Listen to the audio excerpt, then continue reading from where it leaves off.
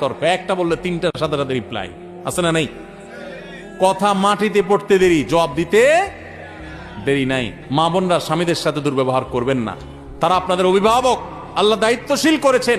আপনার বুঝে না আসলো একটু সবর করেন, সহনশীল হন, শ্রদ্ধা করতে শিখেন।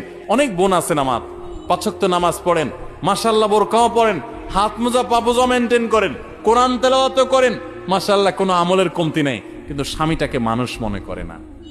আছে না নাই? এই আল্লাহর বান্দি কখনো আল্লাহর কাছে প্রিয় পাত্রী হতে পারবে?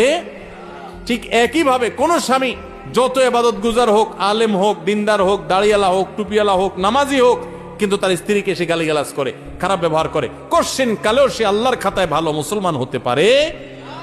এজন্য ভাই, দাম্পত্য জীবনে পরস্পর প্রতি শ্রদ্ধাশীল হতে হয়, সহনশীল হতে হয়।